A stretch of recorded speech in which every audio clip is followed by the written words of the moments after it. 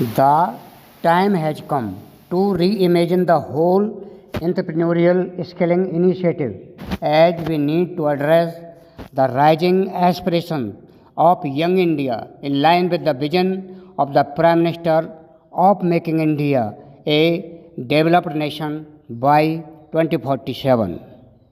In 1982, a historic development took place in the Dakshin Kannada district of Karnataka.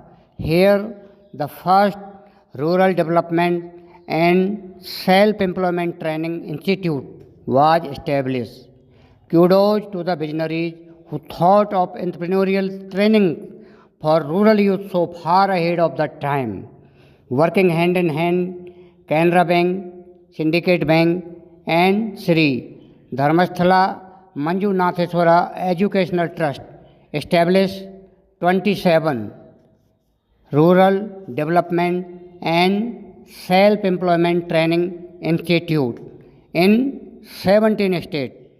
The icing on the cake was the adoption of this model of rural entrepreneurial skilling as the Rural Self Employment Training Institute program by the Government of India in 2007 and 8.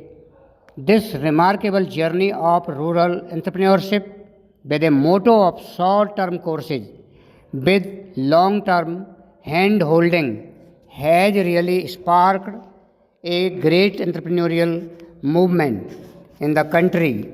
This reflects in the establishment of over 600 Rural Development and Self Employment Training Institute so far across India.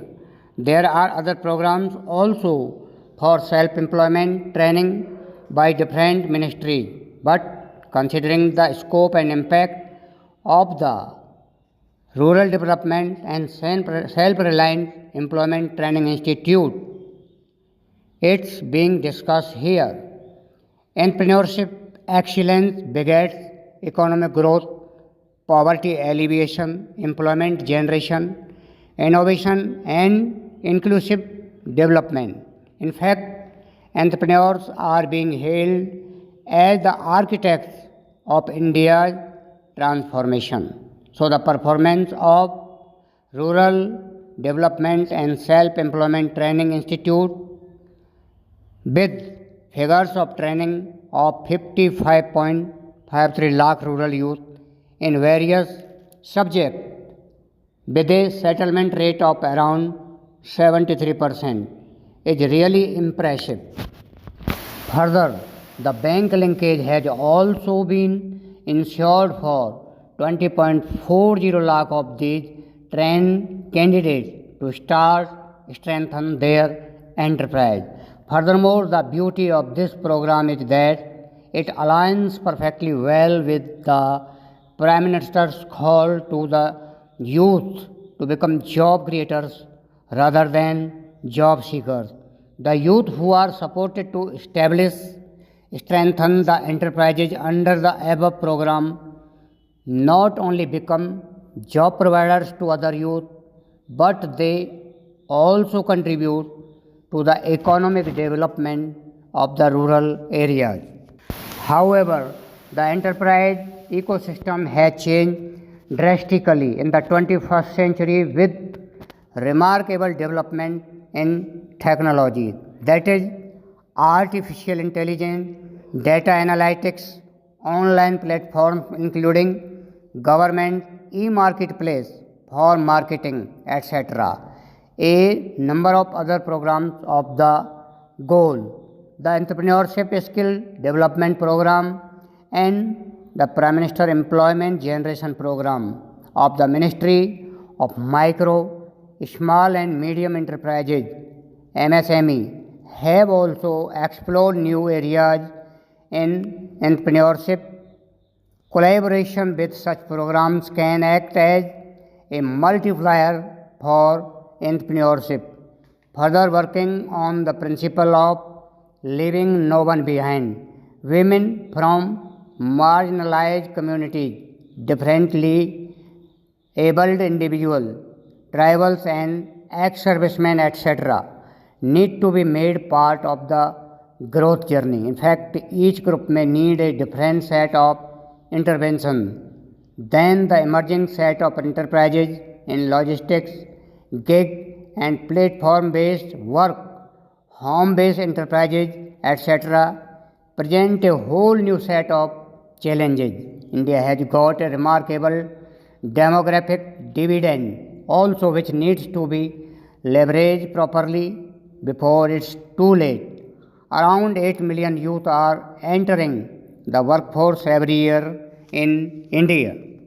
So the time has come to reimagine the whole entrepreneurial skilling initiative as we need to address the rising aspirations of young India in line with the vision of Prime Minister Narendra Modi of making India a developed nation by 2047. In this regard, rural entrepreneurship has a critical role to play. There cannot be a business as usual approach. For this, large scale skilling along with appropriate mentoring, financing, and marketing is required. In fact, we need to think afresh about the whole gamut of entrepreneurial training as only 4.7% of India's workforce has undergone formal skill training. In Germany and South Korea, the numbers are 75% and 96% respectively. It is estimated that by 2028, if skill building does not catch up with the rate of technological progress, India could forego US dollar 1.97 trillion of GDP. To address the above gaps in skilling, we need to look dispassionately at the issue of the present entrepreneurial ecosystem nurtured by the RSETIs. The first and foremost is the limited number of courses being offered. The 60 odd courses offered hardly reflect the demands of the changing skill sets in the market and aspirations of the youth. Further, very few candidates are being trained in a district against the huge demand. In this, also the mobilization of marginalized household is below par. The faraway location of the training centers in the district makes it even more difficult for them to join the training.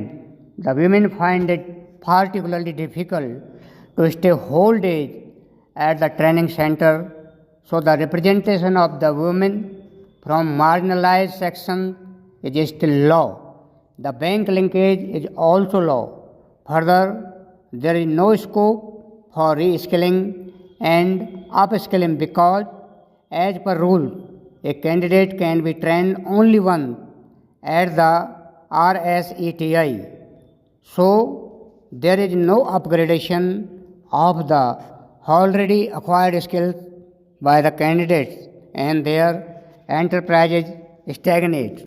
There are a number of steps which may be taken to address these issues in skilling and leverage the demographic dividend. First and foremost, there is a need to move from the conventional top-down approach to the bottom-up approach to address the needs of skilling in a comprehensive way. The demand for skilling in different sectors needs to be compiled from the districts in a systematic and structured way. Further, the targets need to be allocated as per this demand rather than distributing the targets uniformly to various states and UTs from the national unit. There is a disconnect with the community in the present setup of skilling which needs to be addressed. Why can't there be the concept of skilling at the doorstep? The community institution promoted under the Deen Dayal Antyodaya Yojana National Rural Livelihood Mission can play a critical role here. These can help in organizing the trainings at the village level to ensure inclusive development. The recent experience of the successful trainings organized under the Depositor Education Awareness Fund of the Reserve Bank of India (RBI) by involving community institutions, that is, cluster level federation, buttresses this point. Further, there are community managed training centers already in a large number of CLFs which can be utilized for the training. In fact, the whole training module can be outsourced to the CLFs as they have their ears to the ground. This will also enable the marginalized and vulnerable population to be covered in skilling as they find it difficult to move to faraway places for training. Further, the community will ensure that only the most deserving candidates are mobilized for the trainings. The timings of the trainings also need to be kept flexible as per the agreement between the trainers and the trainees. The training duration may be kept for 3 to 4 hours per day as per the agreed decision. This will motivate more women to join as they need to take care of their household chores also. There should also be more focus on the job training as compared to theoretical sessions. Further, these may preferably be arranged at the work sites of the master trainers only, as this will help in a practical and immersive learning experience for the trainees. The trade which are providing the low return area, leaf paper plate making, paper bag making, and embroidery, etc., need not be avoided altogether. There are specific issues with each of them which may relate to obsolete machinery, archaic technology, poor design, lack of access to the market, etc. These problems need to be studied in depth and issues addressed accordingly. However, the critical thing here is to make these products lucrative by ensuring better marketing support for them. The concept of aggregation, leveraging online platforms for marketing and social media, etc., for such products may help in better returns. As the technology is developing very fast, there may be a need for reskilling and upskilling of the already trained candidates. However, these courses may be paid so that only serious candidates are enrolled. In fact, if some candidates desire to move to higher learning institute, it may also be facilitated. No doubt, fees may be charged for these higher level courses, but some hand holding will still be required to make loose ends meet. The RSETIs need to move from old fashioned physical RSETI bazaars to online marketing platform, as this is the future of marketing. The role of WhatsApp and Instagram has been phenomenal in the new age marketing. For this, structured intervention need to be made so that rural youth can leverage them properly. The key intervention areas here are the development of marketing sakhis, that is community resource person, specifically trained in digital marketing, and the fulfillment centers at the district level. These initiatives of restructured skilling will help in more employment opportunities for youth and women of the rural areas, along with a boost to the rural entrepreneurship.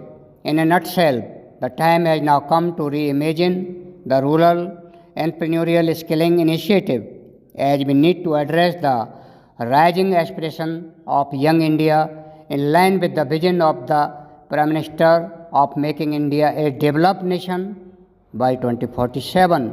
In this regard, large-scale skilling along with appropriate mentoring, financing and marketing has a great role to play. Thank you.